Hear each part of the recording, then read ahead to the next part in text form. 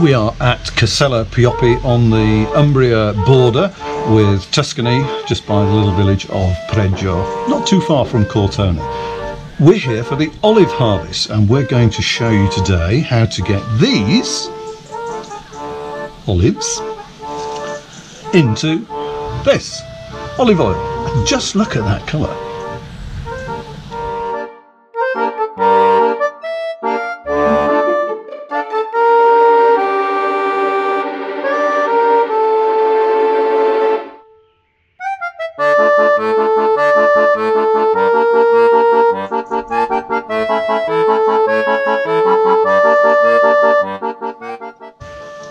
I'm sure the way that you're used to trying olive oil is more akin to this.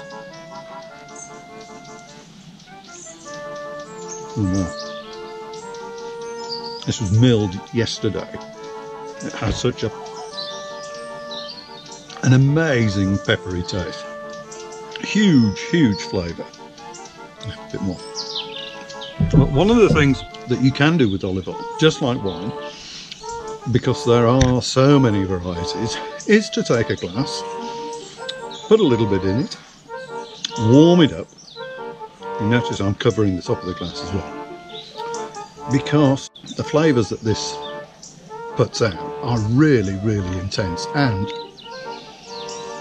wow, grass cuttings, pepper. I mean, I'm no connoisseur, but you know, that is what I'm getting out of this. But what you can do is this.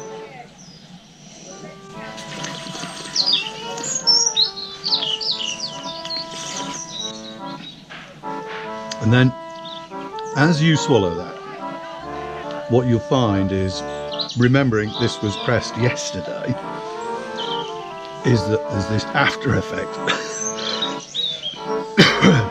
Huge peppery bite on the back of the throat here. And this is olive oil medicine. It is full of polyphenols. And there are so many stories about cholesterol being reduced by people taking olive oil, you know, as a medicine, if you will. It is just wonderful. I mean, really is. I guess I better go and pick a few more and join the others.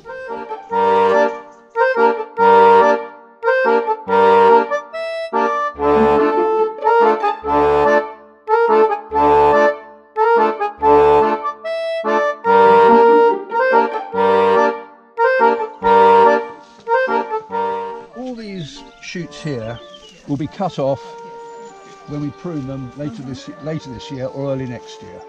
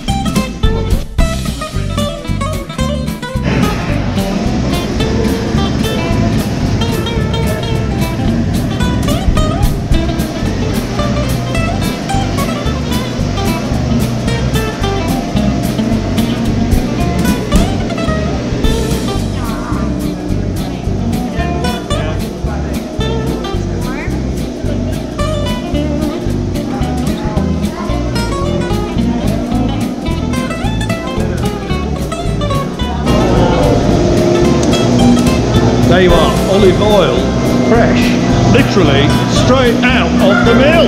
Wonderful!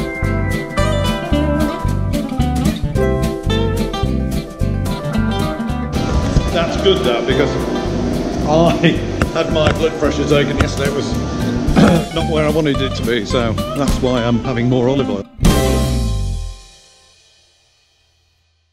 Good afternoon. We are here at the Frantoia getting some olives pressed that you've seen picked a little bit earlier. And we're with this gentleman here who's going to introduce himself. Hi, my name's Peter Barrett. I'm a food writer and photographer from New York.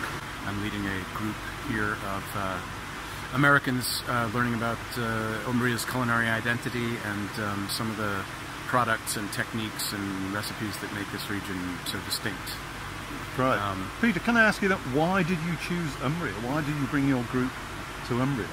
It's the only province in Italy that doesn't have either a coastline or an international border, and as a result of that, it's a little more remote and hermetic than some other areas that people know well, like Tuscany, which is next door and quite heavily touristed.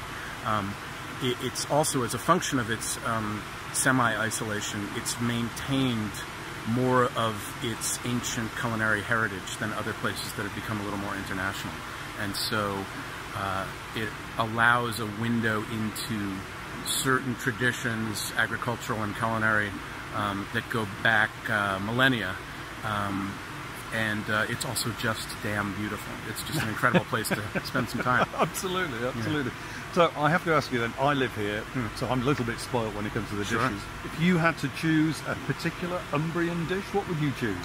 I think the salumi is really... Yeah. Norcia was very badly damaged in the earthquake a couple of years ago, but that's been the capital of Italian, certainly of Umbrian, but I think also it's some of the best in the whole country. Their charcuterie tradition. I think, yeah, the way we just... In the way that Chianina cattle represents such a big part of Tuscany's identity, and the bistecca alla fiorentina, there's no beef to speak of in Umbria. It's steeper, it's rockier, cows are expensive.